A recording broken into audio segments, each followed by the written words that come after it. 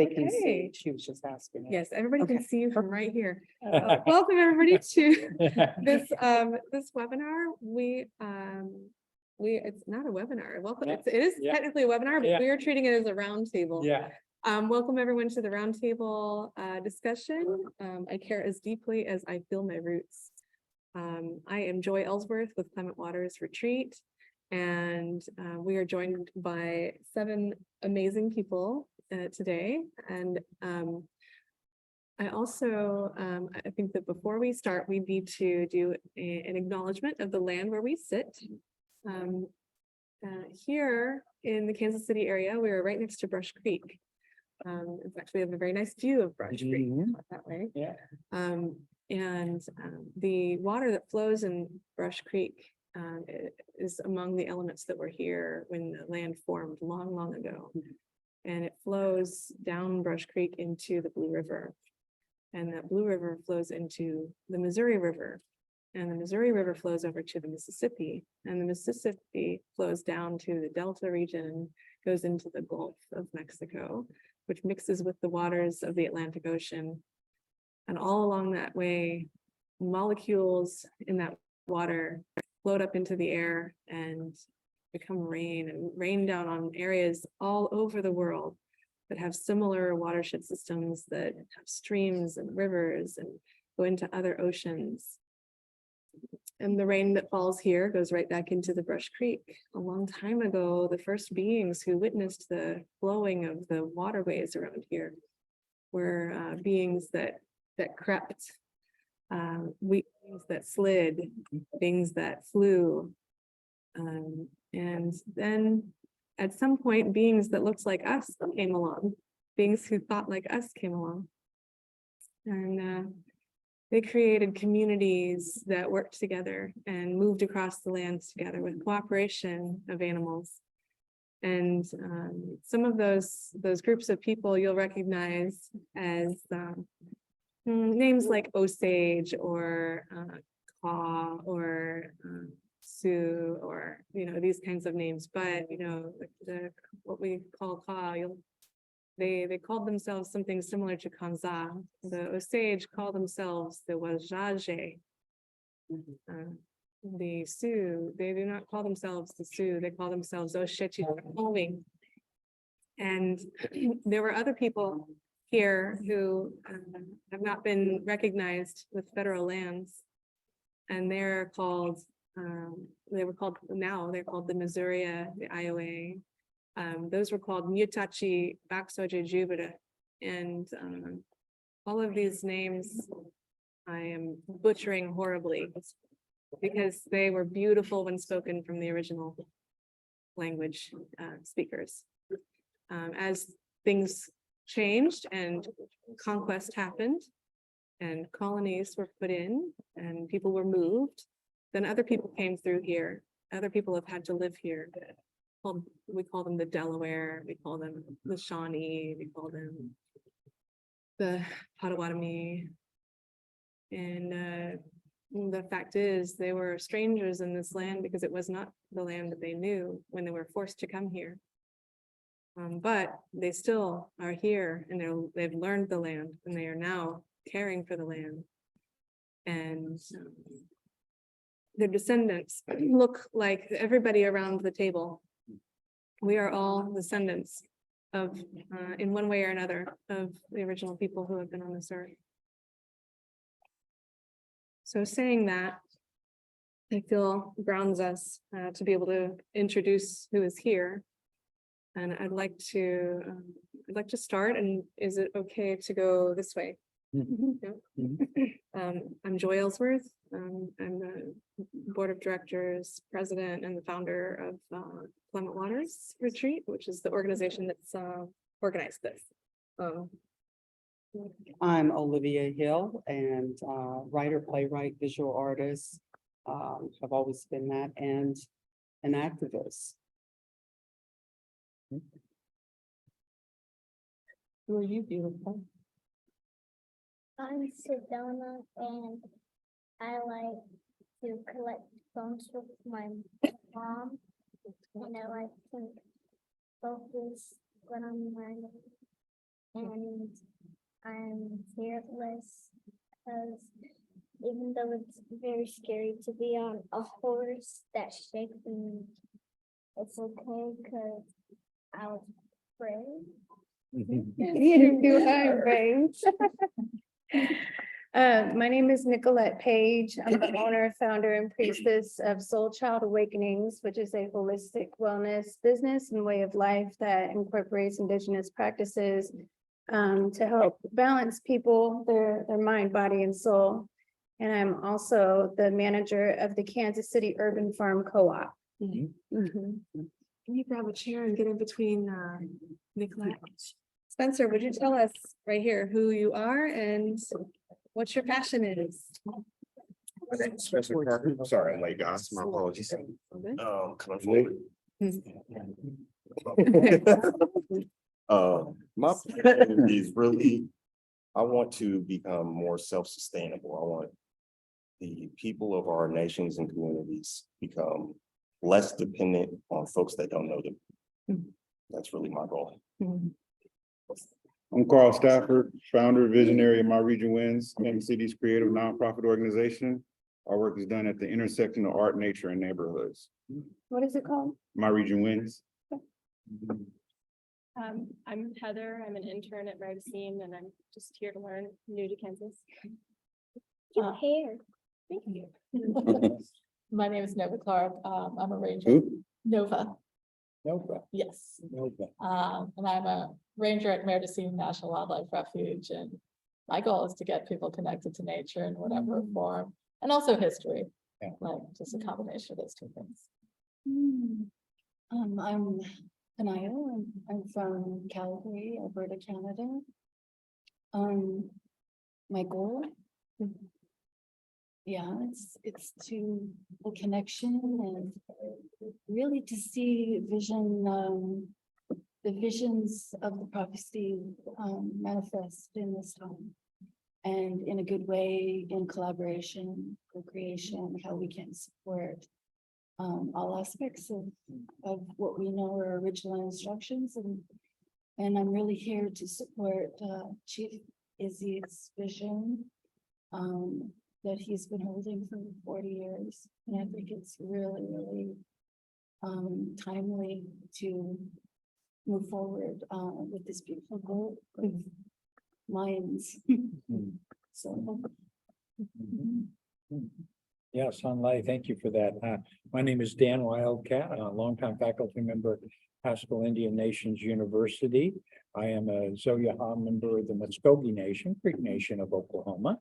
And currently my main activities are around the Rising Voices Changing Coast, Convergent Science Research Hub, which is a big word, just a big long phrase that captures an bring indigenous knowledge holders together with physical earth scientists to understand how climate change is affecting our relatives who lives on the coastlines of the United States and US territories. So it's a big project and an exciting project.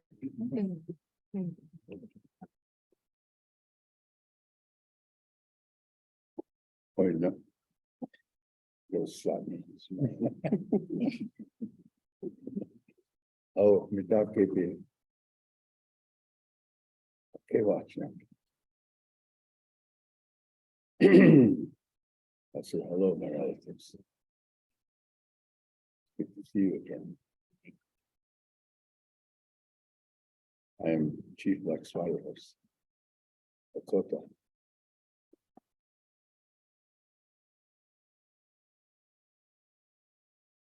In the beginning, in the spirit world, there's 4 horses. Black, red, yellow, white. The creator sent the black horse first. He brought the original instruction. He told mankind, it's how you to live there.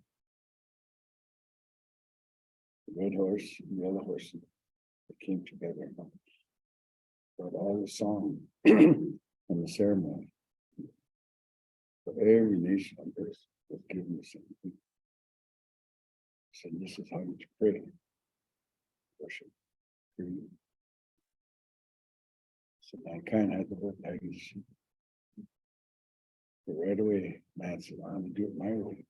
And he went off into the material world. Now today, you look at the journey of man. How's it everything is more chaos? It's all negative. Now today, this far, way up. Creator saying now, the man to stop, come back to the original instruction.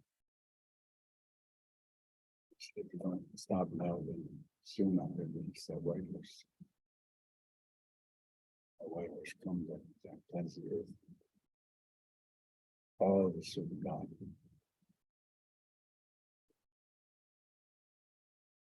A lot of things have happened now. Where man changed what the creator created. Everything. Everything's out of balance. All the people are out of balance. In every way. Now all the earth is out of balance. So. People are lost. They're wandering, looking for themselves. Trying to connect. Trying to reconnect.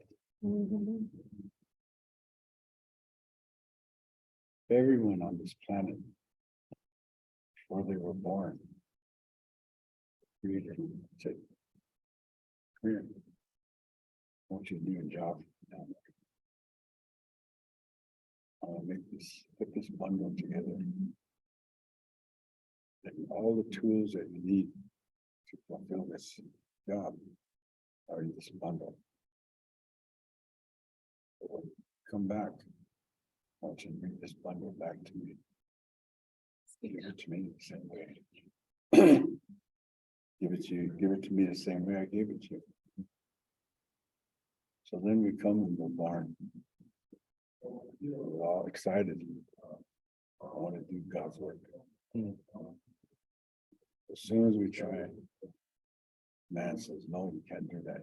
You have to do it my way. So as we grow, every time we want to do the work, man says no. So every time he says it, we push it in there. Farther, farther. We shouldn't forget. Now you're doing everything mankind says. Getting older. Get older, so something starts to move there. Start to see. Hey, this ain't right. This ain't right either. What's going on here? Something in here is. Look in here. Listen. Start to hear more. Lakota, we have a way to find these things. Our ceremonies. Called Amblechen. Amblechen, a person goes up on a mountain. 4 days, 4 nights. No food, no water. At that time, we reconnect with the Creator. At that time, the Creator will show up. Take it out. Oh, this is what I was looking for. I like it. So everyone is on the same journey. The same journey. You feel it. I look at you, and you all have ideas. You all have feelings. And they all come from the same place. That waking up. Say, you're trying to find the reality of your own life. Purpose of your own life. Find it. Fulfill it. Then when you go leave this place, God can say, Did you do what I asked you to do? Do you have that bundle? Great. Say yes. You don't have it. I lost it. Say go back, we have to go back and find it. Back and start over. So if you can't find it. Can't find it. I can help you find it. And the reason is because all of you take it from the beginning. Say. That bundle that was given is lost way back there somewhere. You think. Your people don't belong. They belong over there. Where the creator made it. But the white man keep change everything. The white man keep here. Change everything. So it's all this stuff. It's all different. But the quote the same thing. We're finding ourselves now. We're fortunate that our old people held on to the ceremony. It's now they get like this now. But the creator says, we'll help them to say, help them because theirs is way back there. I'd like to take a thread here because we're on a webinar. It's being broadcast and we are in a time limit. I'd like to take a thread that just was brought up. And that is the reality that so many in this world are from different places in the world by genealogy. And so theirs is over here and over here and over there and over here and over here. And I'd like to bring up the fact that maybe that is a gift. Maybe that is a way that we will find it easier to see commonality between people. Because ours is not in one place. It's very rare now. Our gifts, our responsibilities, our knowledges come from very many places across the entire world. My first question to us around the table and ground rules, everyone will have time to speak. But I'd like to ask that you keep it to about 1 or 2 minutes, yeah. But when you are done, you're done. It's up to you, okay? Unless it goes really, really far and I'll let you know, okay? So the first question is, accepting that there's been a shift in awareness in the environmental sector. Professionals that are working in the environment, they're starting to host events that say, hey, let's start with a land acknowledgement. That was the first part. Now they're actually asking speakers that don't necessarily hold a degree in anything to come and speak about what they know about the environment. I'm recognizing that there has been a shift in recent years, that's become true, and there's an awareness of diversity, and being Indigenous is a value, and that's happening in the environmental and the public health sectors. The first question, how have you personally seen a diverse world, an inclusion happening in the world that's played out in either in the environmental profession or agriculture or public health sectors, or maybe even in school? How do you see people embracing diversity, embracing inclusion? Let's focus on the good for just a second.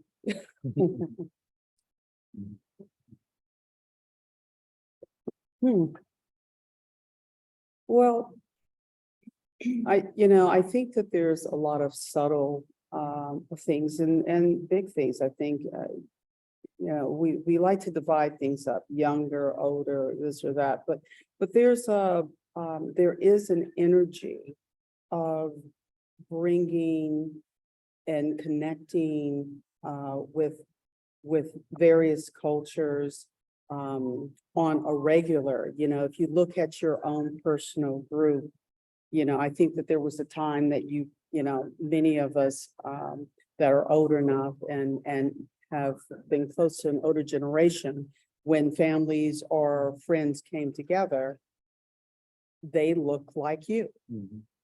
And, the more I interact and I go to events that are close and personal, weddings or birthdays or just small celebration, they are a lot more diverse, which I think is an incredible and necessary thing. We are the human race.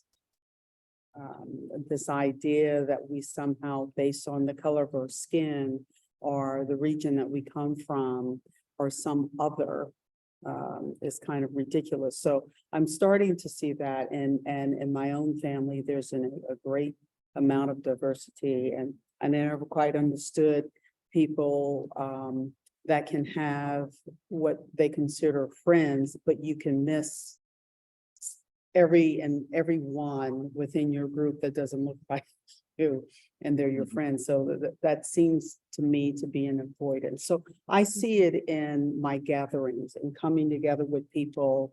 I see young people not needing to discuss as much as maybe we do, but that doesn't necessarily mean that they should not be. They need to be aware of and understand to ignore where we have come from and why there's been such separation and such tribalism, in the sense that that's of more value than the tribalism of human race and how it impacts everything, is a mistake. So in that way, I think that I've seen a lot more of that shifting, and it's a good thing. I agree with you. I have seen a lot of cultural diversity in everything that I've been involved with. Starting from being a manager of the Kansas City Urban Farm Co-op, we have probably like 50 members now, and they're all of different race, different cultural backgrounds, which is beautiful. I find myself in many interesting culturally diverse situations because I'm multiracial. Our family is consisted of Mexican, Indigenous, Black, and white. And so I've been mixed in the world, so many different people and learning of so many different backgrounds. Particularly, I have a lot of knowledge in my own African background. Again, the Mexican Indigenous background and Irish background. So this just led me down a path of learning of many different cultures and meeting many different people. I also was just on the board of the Kansas City Folk Festival, which brought a beautiful, diverse group of people together to celebrate the roots of where we come from today. So yeah, it was a good experience. I have seen the application of diversity in people's desire for truth. Their desire to be educated in things that are outside of themselves. I think with a lot of protests sparking in 2020 and people having to spend more time with themselves, not being able to go out and immerse themselves and lose themselves in things that they normally do, that has made them ask a lot of questions about things that they thought were truth that they're figuring out is not. I stay in Lee Summit. It is a predominantly white area. I was in a class of 442 kids. There were 8 Black kids. Well, All right, so out of that graduating class, nobody ever, I was my history teacher's best friend and worst enemy at the same time, because I participated, but I didn't participate in ways that they would like. I challenged their curriculum, right? So they loved it, but they didn't like the challenge, A lot of those kids that I was in those history classes with remember me either being asleep or telling the teacher about themselves. So when they had more time to spend with themselves and want to educate themselves on history that wasn't their own, They asked me more questions in 2020 about Greenwood, Oklahoma, Black Wall Street, Rosewood, the Philadelphia Move bombings. They would have never asked these questions 10 years ago. They would have never wanted to know. So I see more diversity in people desires for truth, and it gives me a lot of hope for the youth. Sure. I guess diversity from where we're coming at with My Region Wins is the leadership of the Black male in art, nature, and neighborhoods. Like in the art realm, the Black male is the idea of what is being done is kind of like art. Oh, you're a painter, you're a graffiti, something to admire, not how impactful it can be. And in the environmental world, it's almost like Lee Summit, there are no Black leaders who have ideas. It's Black people picking up trash as far as the environment. And then in the neighborhood, again, I'm acting president of my neighborhood association, and there are not many Black men as neighborhood leaders. So seeing these opportunities and actually being present in these environments and being not necessarily wanted, but welcomed. So there's a difference between being welcome and wanted. So they're welcoming me, but I still have to prove myself. But just in that, in the actions that I get to showcase is the diversity, because when I'm in the silo by myself, somebody I'm getting a call from isn't looking like me, is curious about what I'm doing. And then also being in the environment, talking about native plants, nature, woods, Black people aren't running to these things, but now they seeing me doing it. Now they feel more comfortable. And so now they're bringing back what they seen. I'm not educating them, I'm demonstrating and I'm displaying practices. The minute you ask a question, that's when education can start. But that diversity showing that, oh, there's a Black man under 50 who has knowledge, who has leadership, and it's not, oh, let's just give him children to guide, but let's go ahead and have adults and city leaders listen to him. And so that's the huge, the acceptance of us taking alpha roles, the champion of saying, hey, we want you in that role. That would have never have happened 10 years ago. They would have never said, yeah, you can't sit in the back. We need you up front. Being needed is diversity. I've also seen more diversity in my family, and just like in nature where I work, like people coming out and wanting to learn more about the native plants and animals and everything around them, and get more into like doing outdoor sports like archery or finding out the fishing is actually fun and stuff like that. So Yeah, so I also come from a mixed race family. My dad was Jamaican, my mom's white. And for me, it was interesting because the Jamaicans are a lot more culturally diverse within them than African Americans are. My dad was always very clear. He's like, I'm an African. Yes. But within my own family, my mom's mom disowned her because she married a Black man. The rest of the family was fine with it, but I was lucky. I grew up in Miami. My high school was 98% Black. So complete opposite of yours. Swap me any day.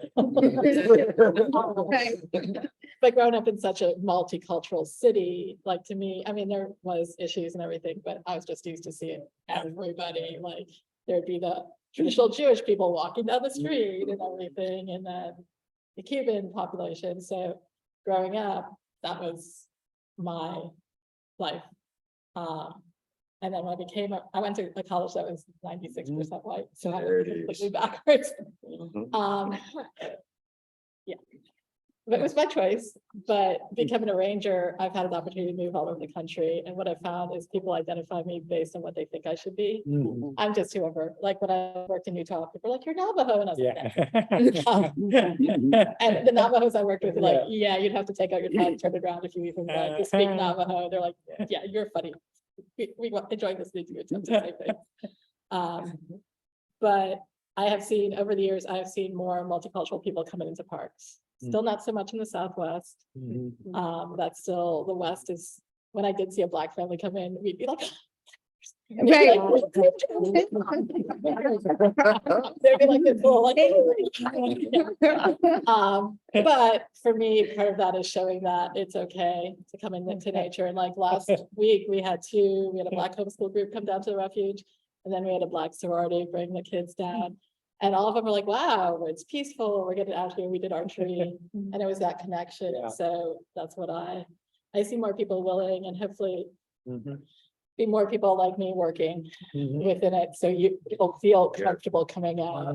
Because the Rangers historically are very, Yeah, Representation matters. yep. but I was lucky enough before I came, I worked at Tuskegee for a while and absorbing who Dr. Carver was. Like, just, he was everything. He was an environmentalist, he was a poet, he was a writer, he could sew dresses, he could paint. And it's a shame to me that people, history-wise, they don't know who he was. Right. Because he was such an amazing man who did everything. And everybody's like peanuts, and it's like, everybody should know their history of who was an African-American, like, Right. How many different inventions did Dr. Carver oh, good. have? Like over 114? Yeah, like so many things with sweet potatoes, and he Yeah. could make paint Mhm. and taught everybody about crop rotation and all that stuff. And they picked peanut butter. And he didn't invent that, it was invented by a Canadian. Isn't it all? Yeah. Yeah. I mean, some of the stuff he invented, like the recipes are gross. Mhm. Get a punch, and like, Peanut butter wasn't even used. yeah, it was invented by a Canadian. Before we move on to our Canadian, I'd like to invite anyone who is participating online to use the Q&A function to drop your own observations, actually, of how you see diversity playing out, inclusion playing out in the world, especially in ways that impact our work to help the environment be more livable to human beings. Let's hear from Hania. Very beautiful messages around the table so far. Make sure you speak up. You know, being mixed race as well, I represent, I think, all four of our four corners of the world. It's very big responsibility to carry so much bloodlines, because we have to go back all the way to the root. And we definitely have to know where we came from, and we have a big responsibility there. A lot of work. But yeah, as the world creates our diversity, as it is naturally, people are awakening, and the consciousness is increasing because of it, because we have to know who we are. So I think that's that's a huge impact, and it will continue to be so, multiply. But I think that I grew up in a melting pot in Winnipeg, Manitoba. And that melting pot is what I see. North America is a melting pot. And so we come from a continent that is, I think it's a great experiment. And it's wonderful. We're creating unity here. And we need to be the unity to see it in the world, right? So as we get to know ourselves and we embrace that, we really can shine in the world who we are. And we're going to help other people shine, because light and light makes light. So I want to interject because I know there are some in the audience that may think that unity means sameness, and it does not mean sameness, but we're going to leave that to another discussion. yeah, absolutely. Well, I tell you what, I'm first of all honored to be in fellowship with all of you, including our people online. But the institutions I've moved through have been higher education and major scientific institutions. And I think it's kind of, we're in an interesting moment now. There is certainly an interest in major scientific organizations today to hear what indigenous people know and understand about the world. This has been emerging for well over maybe 20 years, but it's really hit a peak now. Some of you may be aware that the White House Office on Science and Technology Policy issued a statement in December and said that all federal agencies, Park Service, Forest Service, BLM, all the federal agencies are now going to have to include a consideration of indigenous knowledge in their policy formation. Scientific organization, NSF has funded the project I'm working on, which includes some of the best physical scientists in the world at Scripps Oceanic Institute, National Center for Atmospheric Research, National Oceanographic Atmospheric Administration, with people who don't have PhDs, people who've lived in Shizmara their whole life, they've fished, they've hunted, they know the land, they know the water. People in Puerto Rico who've been marginalized as poor farmers, but they know the land. They know what to do when hurricanes come. They have a collective memory about places. And so it's kind of interesting to see how this is going to work. It's too early to tell. I mean, I think right now we're just trying to bring these different ways of knowing together, but that's a significant development. That has not been the case for a long time. So it's really an honor to be here talking to all of you. And I think it's going to be continued work. It's good work, but it's work. To let people know, for instance, a land acknowledgement is not a check the box activity. I think this is something that we've got to be very vigilant about. Everyone wants a land acknowledgement, but few people have thought about what that means. Because if you're going to acknowledge Mother Earth as your Mother Earth, then that means forget about property rights, forget about who owns what. Now you have a relationship you have to honor, and you have to honor all of her children. And people don't want to talk about inalienable responsibilities we have once we live among relatives and no longer live among resources. Yes. So I think we've got a challenge. That's an education effort we constantly have to do. So I'm cautiously optimistic. As we move on to hear from Chief Izzy for 2 minutes or less, I am going to check for question and answer kind of offerings from the people online. Cool. Chief Izzy. Speak up, please. This thing cannot hear you.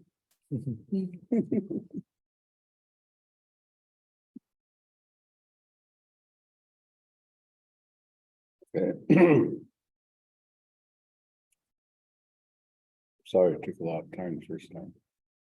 It was good. So It was So I'm genuine.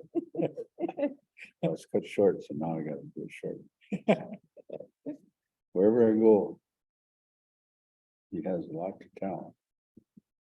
They tell me, they say, tell him. You have to know. That's how it works. I can't tell him to shut up. I can do that. Peace. So I just do what it says. I never say shut up. So many beautiful things in life. Everyone is looking for it. Trying, see that, trying for themselves, for each other. For each other part is finally growing more. What I see here, you're all trying to do something good. For something. For someone. For yourself. So inside what you do, you're gonna grow first here. But how much you grow is up to you. As the more you grow, the more you can do. The more you grow, the more you're gonna start to understand each other. When you understand each other, then you start working together. And everything will start to work. But each one has to give themselves totally. What that purpose is, what you're looking for. When you can do that, you're gonna see it, you can feel it, you're gonna hear it, you're gonna love it. To see it grow. So yes, we're doing something right now. It's happening, you can say. So all we have that inside you. Way in there. It's coming out stronger now. So these are the things that we look at, that's what we're watching. Everything going on. We're praying for everyone all the time. Whenever we go up on that mountain to pray, we say, well, comfort. Bless all of them. Watch over all of them. That little one, all of them. Help them to find it. Help them to go together. We need to start working for the earth. We need to start working for the climate. The indigenous people, all the way down Peru, all the way up.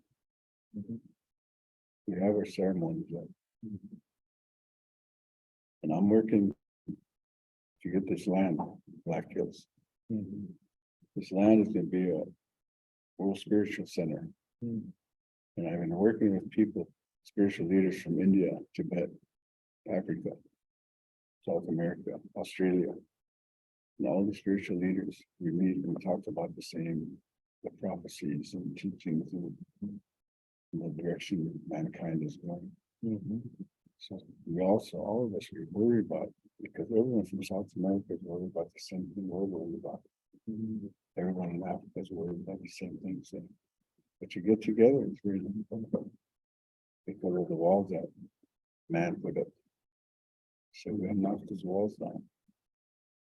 One by one. And then once we come together, like her and I, nobody can knock that wall down. So everyone start doing that. Hey, you're Mexican, don't, hey, no, that's my friend. And I stand up for my friends. Say, everybody start uniting like that. Unite in the spirit. Unite in the mind. Unite in the heart. Then you can get stronger and stronger. Just keep going. Nothing can stop you. So all these things I'm hearing from you are really good. All different. They're all different ideas. Like that dream catcher. Those are all ideas that come together to make one powerful unit. Even a little one saying something. Someday she'll be sitting here. That's right. This is what I know now. So it's all growth. Yeah. And all of you are gonna help it. She's gonna learn. You get strength and knowledge. She's get love. Understanding of each. So that's the whole process. That's good for you. But know this. I'm really happy to have met you. When I leave this day, I will always remember this. I will always remember you. Know that. When I go home and I pray again, Creator. Come back to this table right here. Let me show you. I'm gonna see how you're doing. You're happy, you're sad. See, I don't see that. That's what I have. I can do that. He helps me do that. So know that somebody's thinking about you all the time. I do that for a lot of people now, wherever I travel. I'm watching everything all the time. So you guys are doing good. Your minds are working good. Their hearts are coming alive. I can see things start to happen. So thank you for letting me sit here. Thank you for letting me listen to you. Know that I'm with you. If you ever see me again, don't beat me up. That was the perfect Just- segue. Just come over and shake my hand. That's all. I'll bet you that. That was a perfect segue into the next topic. When you talked about putting the ideas of minds, the caring in our hearts into the same place. What impactful efforts, what kinds of actions or things we could do or say or share or anything like that? Do you know are out there and exist or could happen or already are happening that you wish would get more exposure, more support or respect? What kinds of things do you think deserve more attention? That's the next topic. Let's try and keep it to 2 minutes each. Ready to go? All right. So, you know, I said earlier, the things that I do, the way in which I'm creative as a writer, as a playwright, as a visual artist. Food has been a part of my life. I own my own business in food for quite a long time, but one of the things that I feel very strongly about, that we all, no matter who you are, what economic background you come from, what race you come from, understands trauma on some level. And I didn't talk a lot about that. My work as an activist is an activist about the issues of trauma. And as a visual artist and a playwright, I do a lot of work in that area. And there's something about coming to yourself, coming back to yourself, that you understand what the work that needs to be done. And one of the areas that I feel like, and I've heard it right here at this table, in talking about Black men not being able to see themselves leading or asked to lead, or to make room for the knowledge. You know, when we talk about education, and again, I heard someone else mention this, when we're talking about coming from a place of education and making room for people's knowledge that is not formal knowledge. But before there was institutional knowledge, all there was our knowledge that has been condensed and structured to be the deciding fact of what is to be learned. It has its place, but it only has its place when we allow the knowledge of every single living human being's experience that only they can experience. No one can maintain the same space, the same moment, the same being as anyone else. And when you don't make that space to allow that knowledge to come into being, then we've lost something. Trauma for me is the loss of the lives of solutions. We have to value every single voice equally.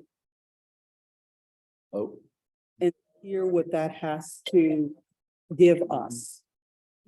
And for myself as a visual artist, as a playwright, you know, we talked about where do we see diversity coming into. We are so slow. We're so slow to stop being afraid and to let everyone come in. We are so controlling over how should it sound, what is good, what is bad. It is human.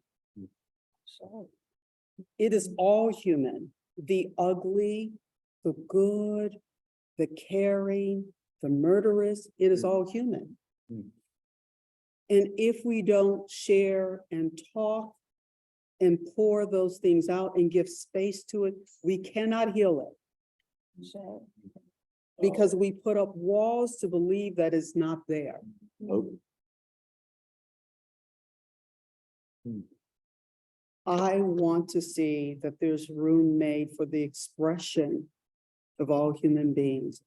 The arts are important to me. I believe that the arts and the artist is kissed by God. I believe that the artist is here to be our philosopher, our teacher, our healer. They give voice to all things that we want to hear and we do not want to hear. So I would like to see that we all support on every level, not just the artists. It can all happen simultaneously. There should not be a hierarchy in our needs. You cannot say that the most important thing is food and you don't care about water. You cannot say the most important thing is water and you don't care about air. And nor can you say the most important thing is education and you care little about the expression of the soul through art. So for me, it's all of these things. My work in trauma goes across when I'm growing food and someone cannot eat because the food is either not good or it's not there. Or if I create a painting for you to see, to tell you the tears and the crying of the impoverished, is to help you to remember. Or in this case, that I write a great deal of plays. Everyone wants to laugh, but they do not want to feel what you feel or I feel, because we can do something about that. The last thing I'll say is that what trauma means to me is the carrying of my ancestors to this moment and my own trauma. What it means in healing is to share it and for you to see that I am here and you are here and we are all here. And to give you the responsibility to do something about it. When you see someone and you see it, you feel it standing in a grocery line and you feel the pain of that person in front of you, or that mother that just had come to the last moment and snatches that child up. Or I don't have the money to pay for all of the food she's put on the counter. Or the man walking down the street and his feet are swollen and he's in pain and we ignore him and we can't even embrace him or talk to him and give him comfort in conversation.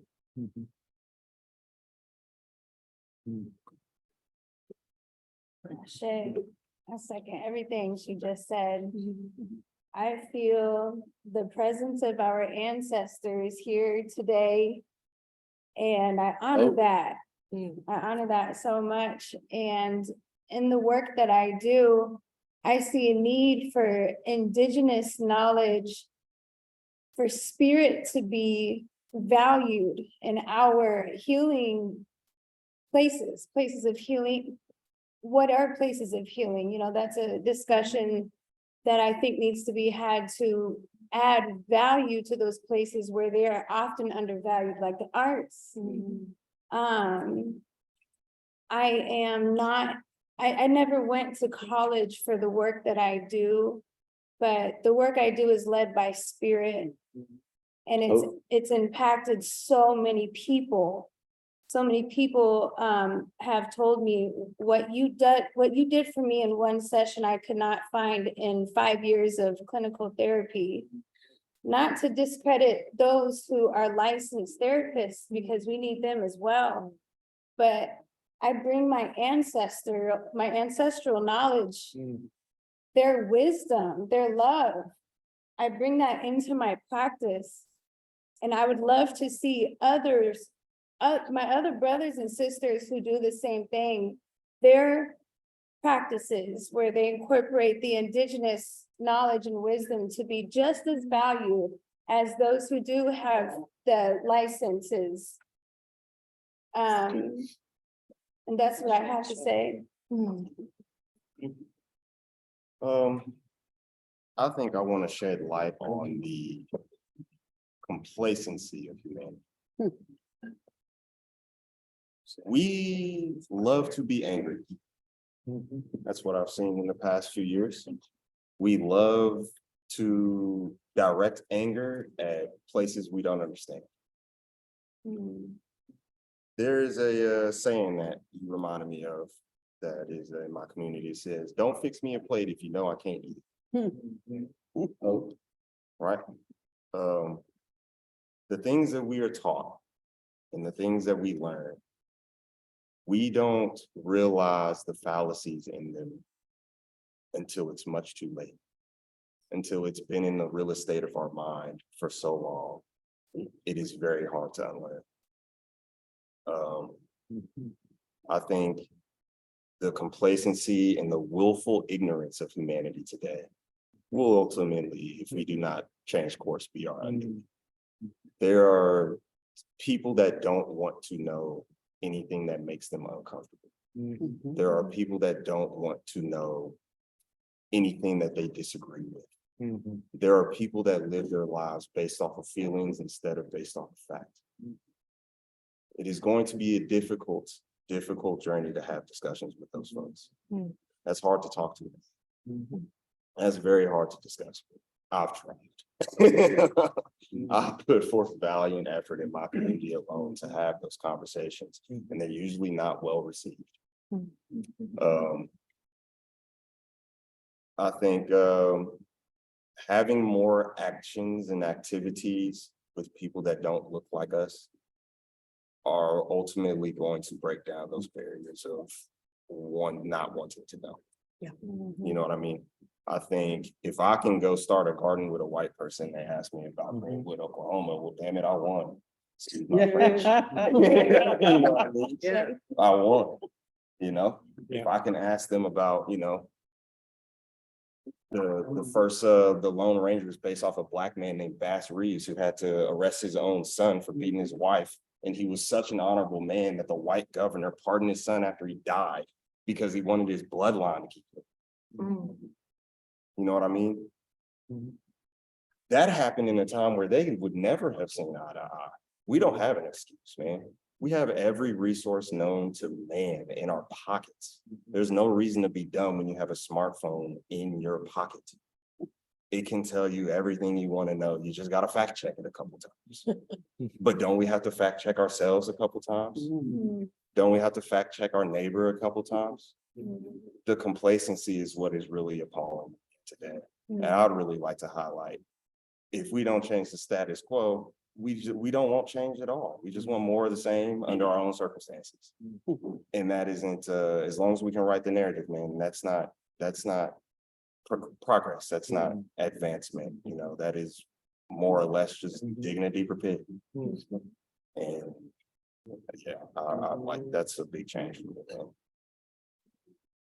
me. The big change will go off of what he said with resources, like how we can actually benefit off of the natural resources we have. Alaska is stipending its residents off of a natural resource, which is oil. Here in Kansas City, we have two natural resources, land and stormwater. The idea that there was native plants here that have long root systems of 8 to 15 feet long, that can address stormwater runoff, stop flooding in basements, and also address water insecurity that is projected for 2070. Like we're saying by 2070, our underground water aquifers will be dry. And that's leaving, and our only solution is to build pipes. And it's like, no, why are we not planting native plants? Like our nature and neighborhoods are the three things that as humans, we can do from the time we're born all the way to the time we're dead. And yet we don't push art, nature, and neighborhoods in our schools.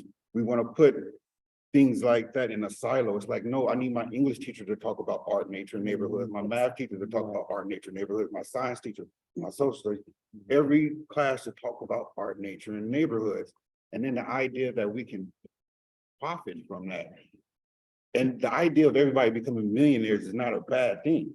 And so it's like, we can profit from stormwater, from these vacant lots. These are opportunities as an artist. That vacant lot is a canvas. We can create neighborhood revenue generators to where now the neighborhood has equity. Residents in the neighborhoods have opportunity, stepping stones to build their greatness. And it's like, it addresses crime, poverty, everything. And yet we still pushing sports. You know, we're still pushing entertainment. We're still pushing these capitalistic ideologies that keeps us in this situation rather than freeing us. So to push that is the main thing for me. Oh. I going off of that, kind of also gardening, like I think getting people into like, even if you have like a pot of flowers, just reconnecting with like where our food comes from or where our native plants, how our native plants grow and like how they don't actually need that much maintenance because they've always been here. You don't have to water them, they're used to it. I think that's really important, is reconnecting to that.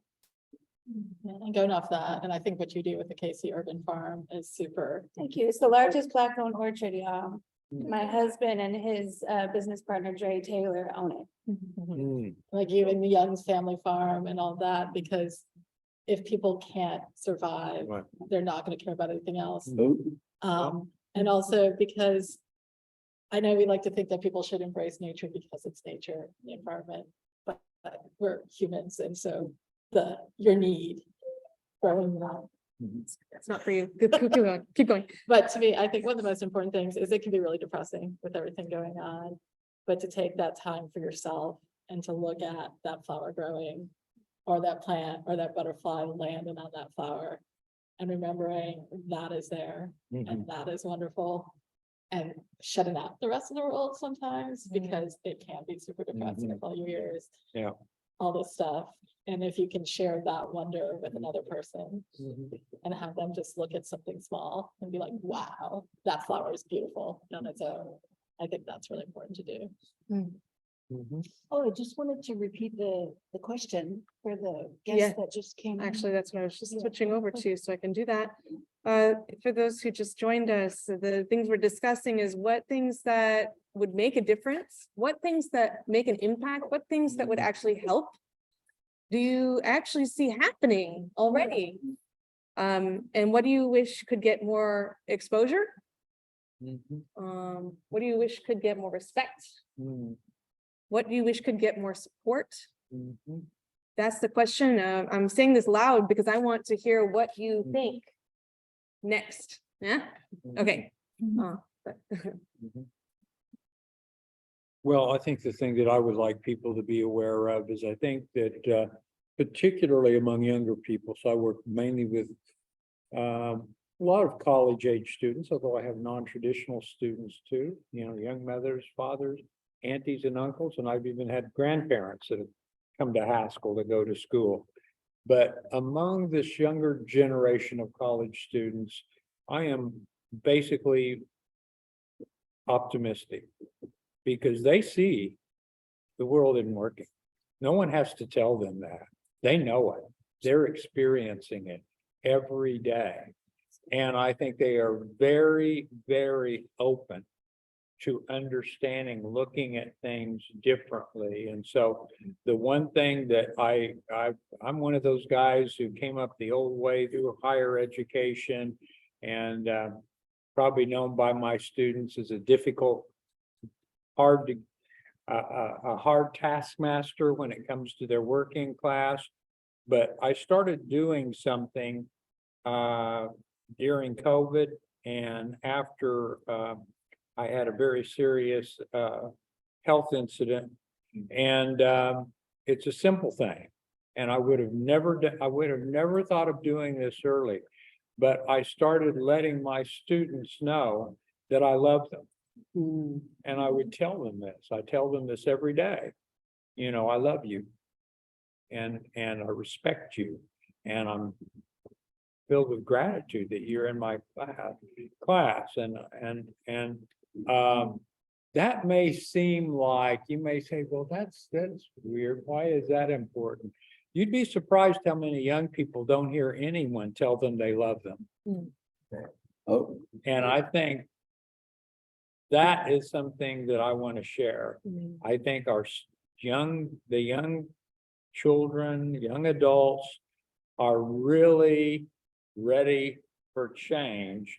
And it can't be old people like me holding them back. Absolutely. But man, empowering them, saying, go for it, encouraging them, and trying to embody a kind of behavior, conduct, and respect that I want them to carry in their lives. The best advice my dad ever gave me was, remember, it's not only what you do that's important, but it's how you do it that matters. And so I think we've got to all try to be that best person we can be and embody love in our lives for everyone. Yeah.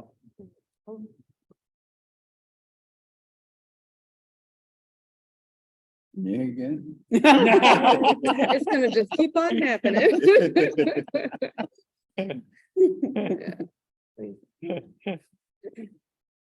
It started, the spirit now is starting to loosen up more and more. People are, we're all starting to feel better. If you can keep this going like this, more and more. When you leave here, don't just forget here. Take it with you. Keep in touch with each other. Encourage each other. Keep going, keep going. It's like you're building a building. So start to show. That's what's happening here. What Joy's trying to do. She first came to me as like, wow, it's a big Kansas City. Yeah. Every dream starts out like a seed. But each one has to bring the water. Make it grow. So, now I'm not scared of this.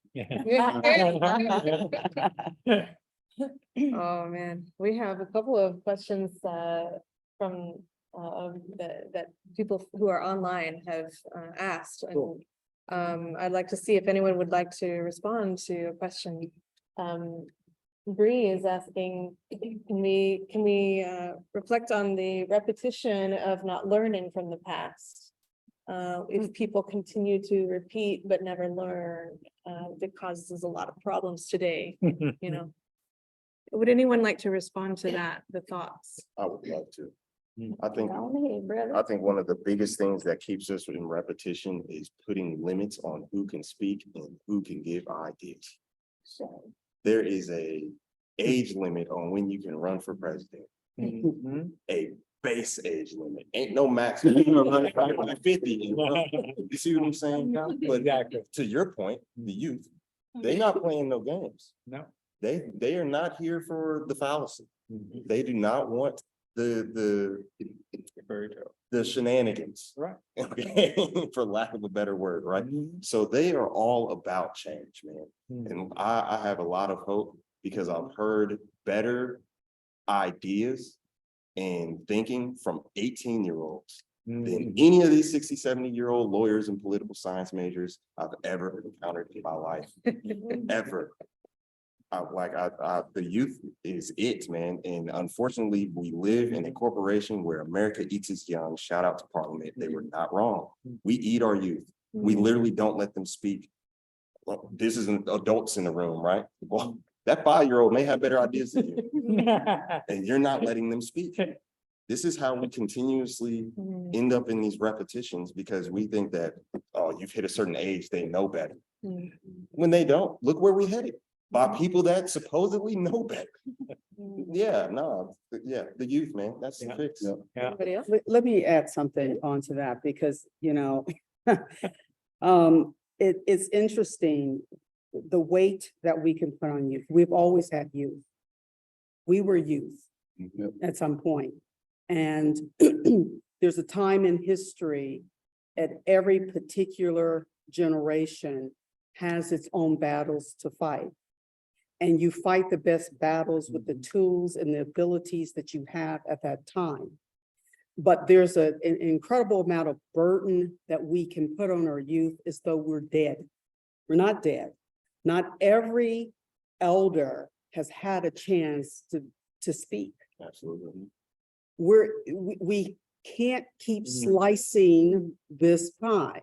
We can't keep burdening our youth in every generation and killing them into fixing what we won't get out of the way that needs to be done. On the same breath, we are not utilizing our elders that has never had a chance to be heard, that's never had the chance to be in the room and to speak. We need to honor it all.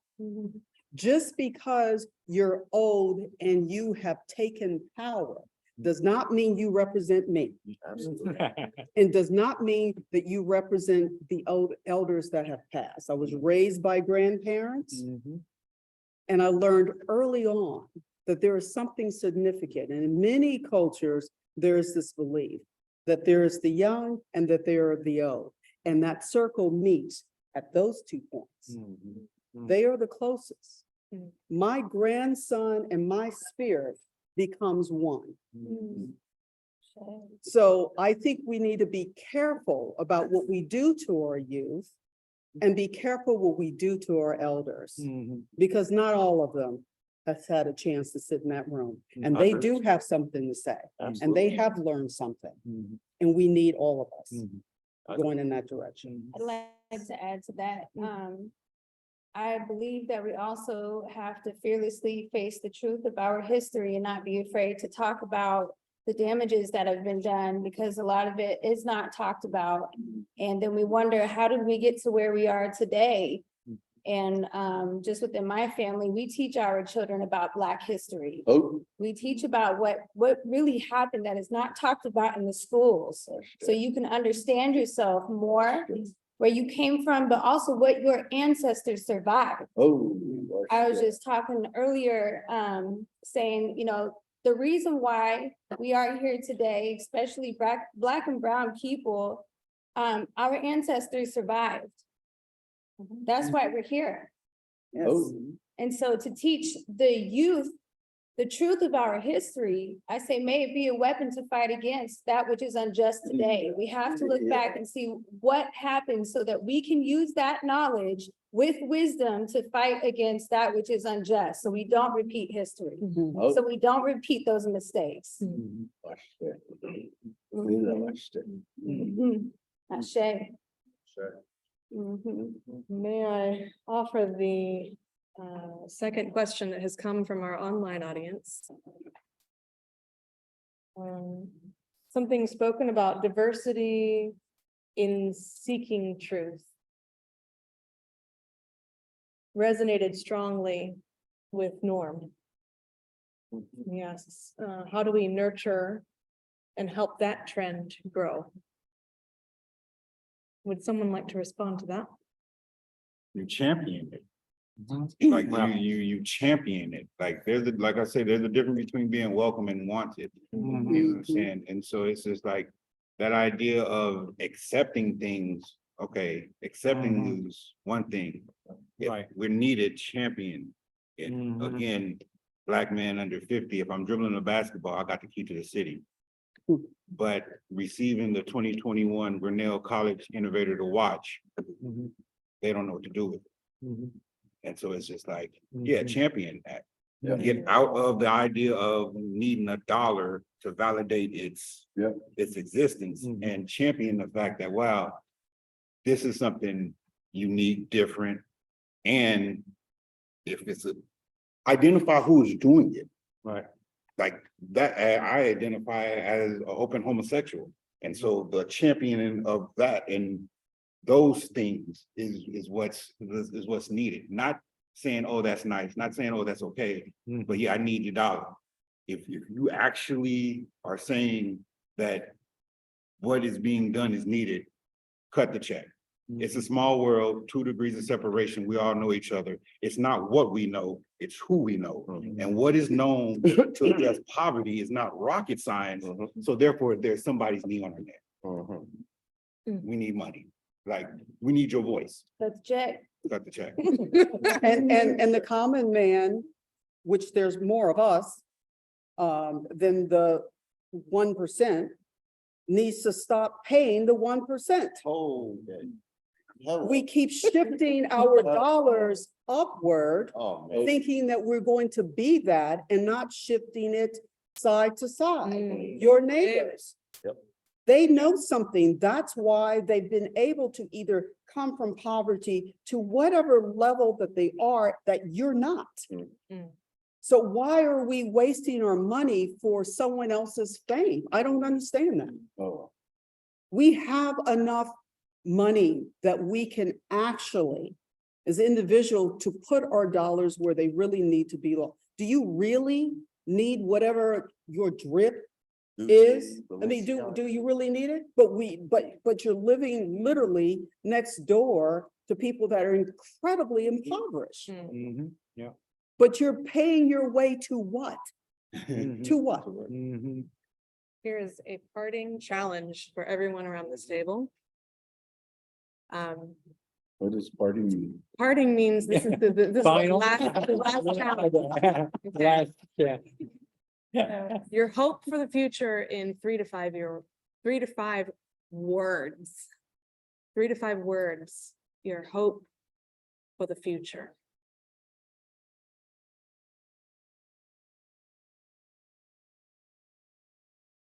Mine would be that people recognize the beauty that surrounds them. I know you. Healing, liberations, reparations.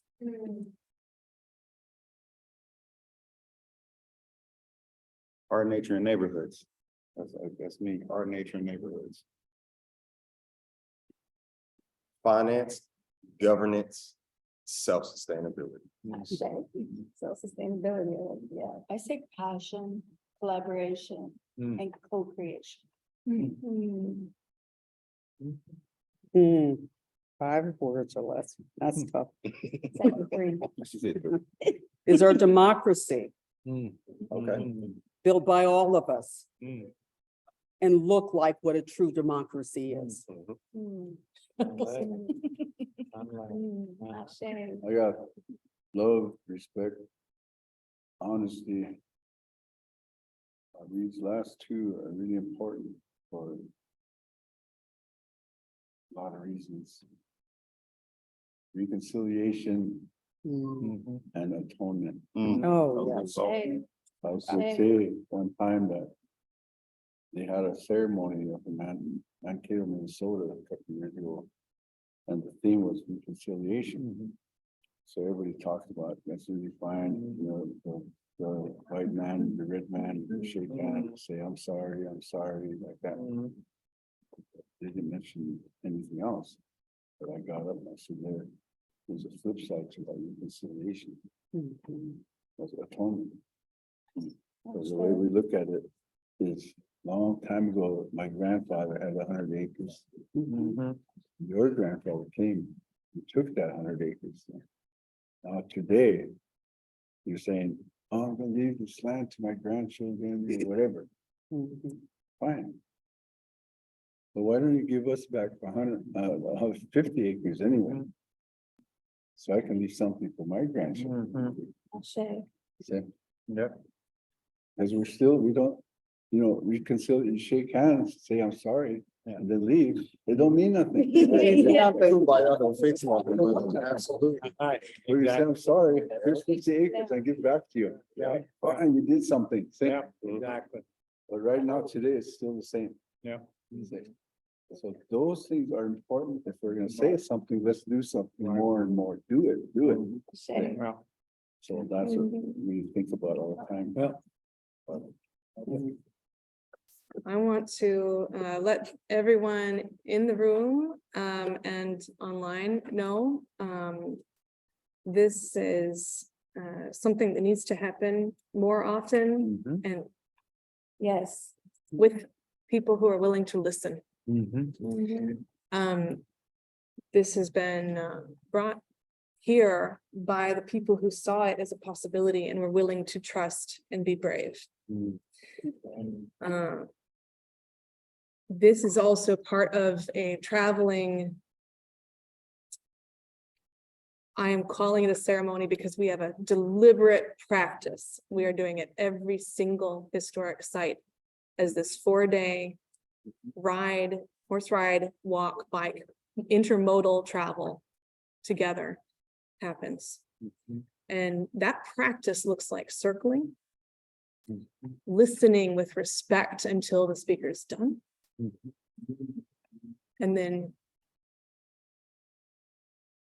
remembering together, using prayer, using a call to unified hope. I believe we should end this gathering with that same tradition. Before we do go into that prayer song that I'm going to ask to be offered, I want to let everyone know that they can get involved in this journey. You can text 53555 to help us with food and fuel costs going through this journey. Or you can help recognize the gifts that elders are bringing to these circles by bringing their stories and telling them. We would like to be able to compensate those elders for those stories. That you can give to a different fund by texting Big Fan to 53555. And there's another way you can get involved, coming with more than just money, with your contemplative presence to witness the truth telling. And that is to, there's a website on the screen. There's an email you can email for more information. Thank you everyone for being with this circle, this sharing and discussion. I am going to ask Chief Izzy, please, would you finish this off? Would you feel comfortable finishing it with an appropriate song that you feel would close the circle in a good way before we part and go into the world?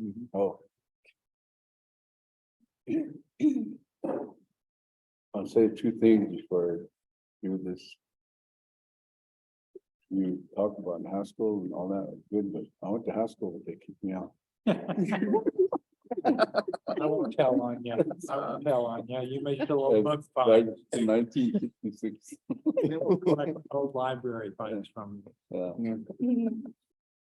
And then the last thing I want to say is, I'm really glad to meet all of you. I really hope I see you again. And that I want you to know that you're all welcome to my home. If you ever want to come out to South Dakota, just do it. Give me a call and I'll give you my own special tour. I'll show you all the sacred places that the Creator left us. So if you ever want to just do it, don't hesitate. You're my friends, you're my relatives, you're my family. That's why we say without you, or else all my relations. I'm live. So, okay, we'll finish this.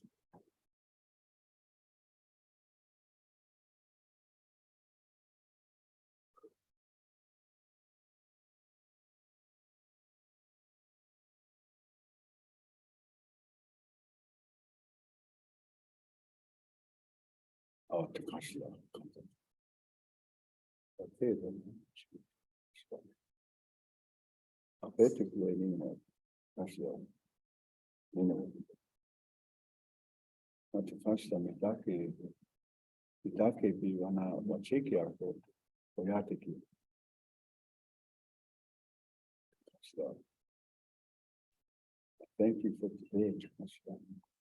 Thank you for bringing all my relatives here together. I thank you for giving me this blessing to shake another hand, touch another heart, to make another memory that helps me keep walking. The way you showed me.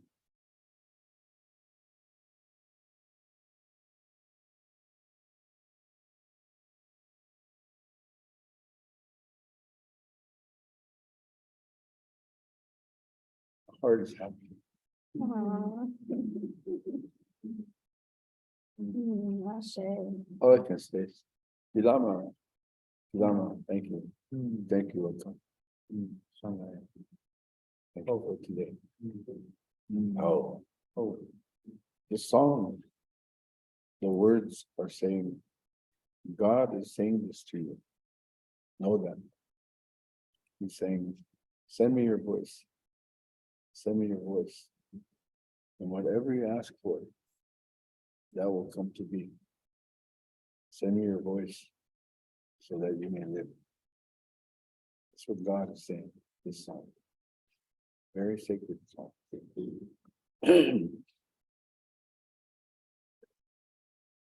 Oye, maquiayo, che maquiayo, oye, maquiayo, che maquiayo, darkness,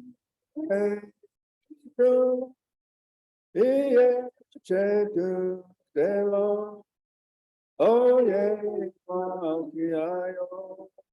Yani dikdelo, oye magiayo, che magiayo, oye magiayo, che magiayo, daku, iye, che tu, delo, oye magiayo. Yani dikdelo, oye maquiayo, che maquiayo, oye maquiayo, che maquiayo, daku iye che delo, oye maquiayo. Yani dikdelo, oye maquiayo, che maquiayo, oye maquiayo, che maquiayo, daku iye che dikdelo, oye maquiayo. Yani dikdelo. Te kanske var kantaka. Apete kile nini wopida te kanske che mitake. Wayaki apo te kanske. Unshi apo te kanske. Omake te kanske. Te kanske eche. Wana chatemi nini washte. My heart is happy. Ashla, I say thank you today. Watch over all of them now. Until someday I come back and I want to see everyone again. Take care of them, Ashla. Bless that little one and help her grow. Watch over you. All of you, I give you blessing. Now. Ilama. Oh, Hidaki Oyase. Amen. Ashte. Thank you Now I for gotta joining. pee. See you later. All right. Get the battery.